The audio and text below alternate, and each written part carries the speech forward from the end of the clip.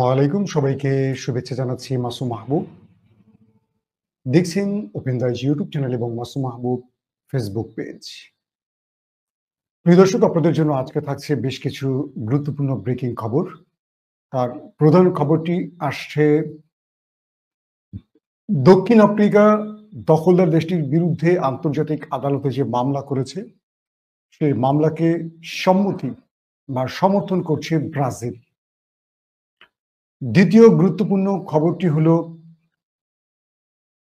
পাকিস্তান নতুন করে আবারও বিভক্ত হওয়ার আশঙ্কা তৈরি হয়েছে, আর ইমরান খানের দুই সন্তান ডোনাল্ড ট্রাম্পের সাথে সাক্ষাতের প্রস্তুতিতে রয়েছে। শেষ পর্যন্ত ডোনাল্ড ট্রাম্পের সাথে ইমরানের দুই ছেলের বৈঠক হবে কি? পাশাপাশি ইমরান খানের তিন বোন আজকে ইমরান খানের বিরুদ্ধে তোষাখানা 2 মামলার বিপক্ষে কি বলেছে সেই বিষয়ে বিস্তারিত জানাবো। থাম্বনেইলে আপনারা প্রত্যেকে একটি ছবি দেখেছেন, বাংলাদেশের একজন বিচারপতি, আপনারা তাকে চেনেন। তিনি 19তম বিচারপতি, প্রধান বিচারপতি বাংলাদেশের, খায়রুল হক বলা হয়। তার পুরো নাম হলো এবিএম খায়রুল হক। এই যে বাংলাদেশটা দেখছেন, যে বাংলাদেশটাকে ফ্যাসিস্টের রূপ দেয়া হয়েছে, এটার অন্যতম একজন কারিগর এবিএম খায়রুল হক। এই ব্যক্তিকে দিয়ে আমি পাকিস্তানে যাব। কেন এই ব্যক্তির নামটি নিয়েছি আপনারা আগে শোনেন। এবিএম খায়রুল হকের মুখের দিকে তাকান, মুখে সফেদ দাড়ি, শুভ্র দাড়ি, দেখে মনে হয় একজন ইমানদার নামাজি ব্যক্তি। উনি বাংলাদেশটাকে কিভাবে ধ্বংস করেছে দেখেন। ত্রয়োদশ সংশোধনী বাতিলের মাধ্যমে তিনি আমাদের তত্ত্বাবধায়ক সরকার ব্যবস্থাকে বাতিল করে হাসিনাকে একদলীয় শাসন ব্যবস্থা এনে দিয়েছেন, ফ্যাসিস্ট বানিয়েছিলেন এবং সম্পূর্ণ অবৈধভাবে এই রায়টি দিয়েছেন তিনি। দ্বিতীয়ত, বেগম খালেদা জিয়া তার মইনুল রোডের বাসা থেকে তাকে যে এক কাপড়ে বের করে দেওয়া হয়েছে, এবিএম খায়রুল হকের রায়ের মাধ্যমেই তাকে বের করে দেওয়া হয়েছে। এবং এই ব্যক্তি ত্রাণের টাকা আত্মসাৎ করে বিদেশে চিকিৎসা নিয়েছেন। দেখেন তার বিরুদ্ধে তিনি কত বড় নিম্নমানের একজন ব্যক্তি। ত্রাণের যে তহবিল, সেই তহবিলের টাকায় তিনি নিজের আত্মসাৎ করে তিনি চিকিৎসা নিয়েছিলেন এবং বাংলাদেশকে এই রাজনৈতিক সংঘাতের দিকে এই ব্যক্তি টেনে এনেছেন। এবং এই ব্যক্তি বলেছেন জিয়াউর রহমান স্বাধীনতার ঘোষক নন। প্রধান বিচারপতি, বাংলাদেশের ইতিহাসে সবচেয়ে জঘন্য, নির্লজ্জ, বদমাইশ এবং দলবাজ ব্যক্তির প্রথম ব্যক্তিটি হলেন এবিএম খায়রুল হক। 5 আগস্ট হাসিনা দেশ ছেড়ে যাওয়ার পর আমরা ভেবেছিলাম যে তাকে প্রথমেই গ্রেফতার করবে। 1 বছরের মাথায় তাকে গ্রেফতার করলো আমাদের অন্তর্বর্তীকালীন বা ইন্টারিম গভর্নমেন্ট। আমরা আগে আশা করেছিলাম, কিন্তু আমার কাছে একটু সন্দেহজনক মনে হচ্ছে যে যাত্রাবাড়িতে একটা হত্যা মামলা, যুবদল নেতা হত্যা মামলা, মেবি তাকে গ্রেফতার দেখানো হয়েছে। আমি বুঝি না তাকে এই মামলায় গ্রেফতার দেখাতে হবে কেন।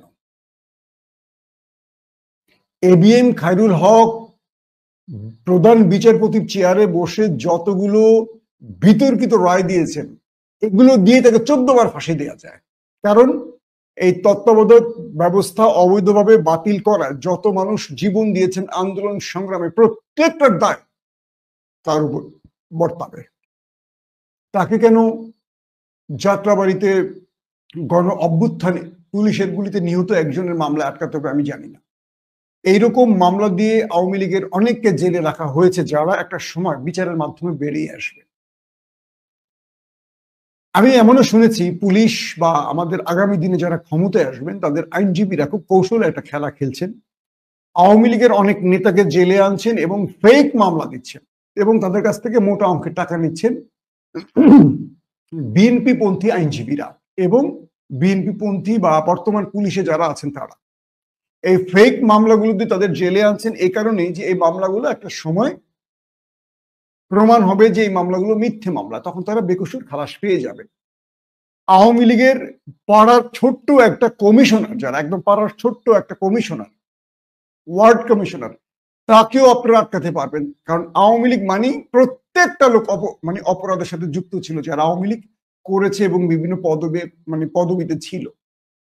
তাদেরকে আটকানোর জন্য ফেক মামলা লাগে না, কিন্তু আমরা দেখতে পাচ্ছি যে তাদেরকে এমন এমন মামলা দিয়ে আটকাচ্ছে যেটা মানে তাদেরকে পরবর্তী সময় ছেড়ে দেওয়ার জন্য একটা কৌশল হবে। দর্শক, এছাড়া বিতর্কিত একাধিক বিচারপতিকে শপথ পড়িয়েছেন এই এবিএম খায়রুল হক এবং আগাম জামিনের এখতিয়ার কেড়ে নিয়েছেন এই ব্যক্তি। খালেদা জিয়াকে শুধু ক্যান্টনমেন্টের বাড়ি থেকে উচ্ছেদ করেননি, আর যাতে খালেদা জিয়া ক্ষমতায় বসতে না পারে তার জন্য এই তত্ত্বাবধায়ক ব্যবস্থা তো বাতিল করেছেন এবং তিনি মানে একটার পর একটা বিতর্কিত ব্যবস্থায় মানে রায় দিয়েছেন তিনি। খায়রুল হকের বিরুদ্ধে ইতিমধ্যে বেশ কয়েকটি মামলা হয়েছে। শেখ হাসিনা সরকার পতনের পর 18 আগস্ট ঢাকা আইনজীবী সমিতির সদস্য ইমরুল হাসান বাদী হয়ে তার বিরুদ্ধে মামলা করেন। মামলায় খায়রুল হকের বিরুদ্ধে সংবিধানের ত্রয়োদশ সংশোধনী বাতিলের রায় পরিবর্তন ও জালিয়াতির অভিযোগ আনা হয়েছে। আওয়ামী লীগ সরকারের শেষ সময় খায়রুল হক ছিলেন আইন কমিশনের চেয়ারম্যান। ছাত্র জনতার অভ্যুত্থানে গত বছরের 5 আগস্ট শেখ হাসিনার নেতৃত্বাধীন সরকারের পতন ঘটলে 13 আগস্ট তিনি আইন কমিশন থেকে পদত্যাগ করেন। এর একদিকে আমেরিকার ডোনাল্ড ট্রাম্প যুদ্ধবিরতির জন্য কূটচাল দিচ্ছেন। তিনি কি বলছেন?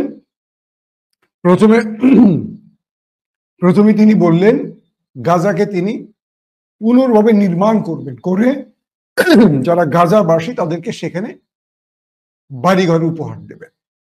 আসলে তার উদ্দেশ্য এখান থেকে গাজার মানুষকে অন্যান্য মুসলিম দেশে সরিয়ে পুরো গাজাটাকে তিনি কবজায় নেবেন।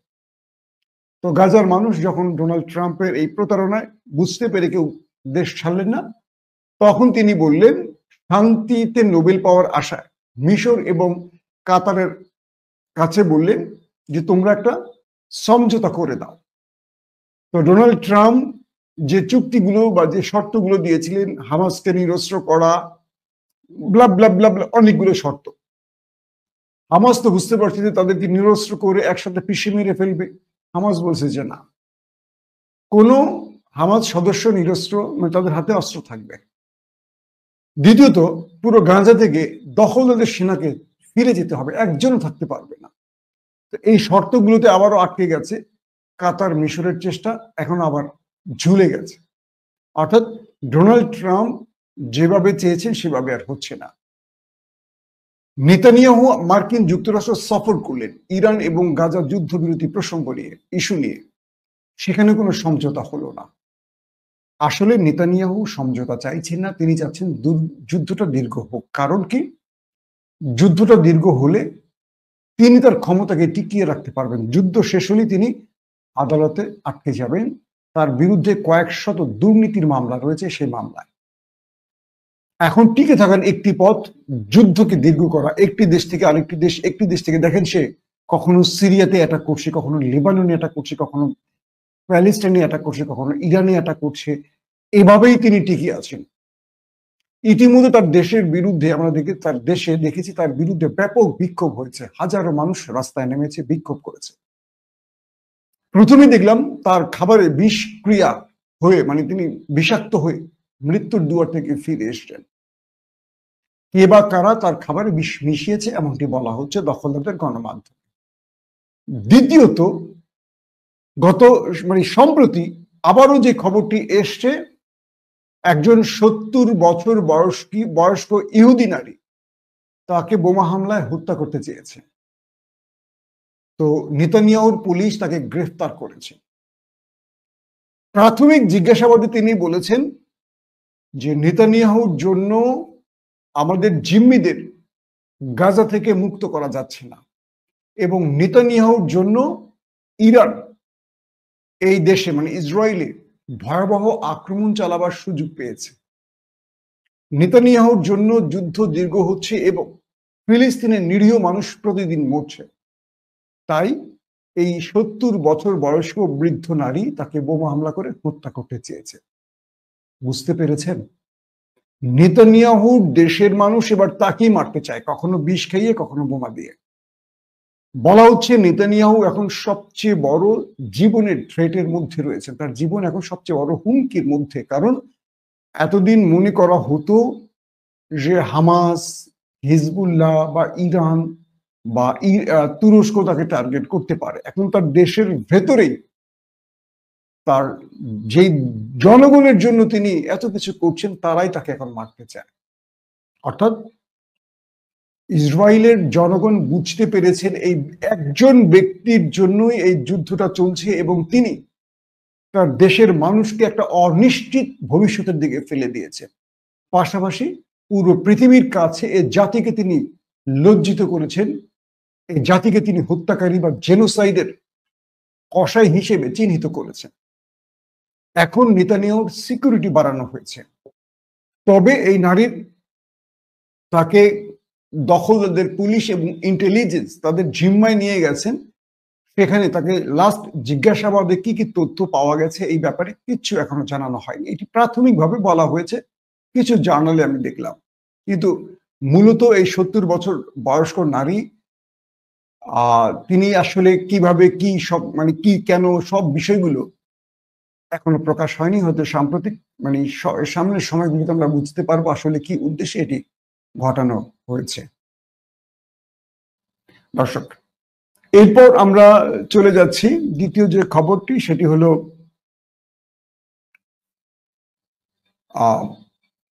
আজকে দেখলাম যে মিয়ানমার কি থাইল্যান্ড এবং কম্বোডিয়া বোধহয় না, তাদের মধ্যে লড়াই শুরু হয়ে গেছে। একে অপরে যুদ্ধ বিমান দিয়ে আক্রমণ করছে। সীমান্তের প্রতিবেশী দুটো দেশ কম্বোডিয়া এবং থাইল্যান্ড। থাইল্যান্ড বলছে সীমান্তে তাদের সেনাদেরকে কম্বোডিয়া আক্রমণ করে অনেককে হত্যা করেছে, আর কম্বোডিয়া বলছে যে তাদের সেনাদের উপর থাইল্যান্ড আক্রমণ করেছে।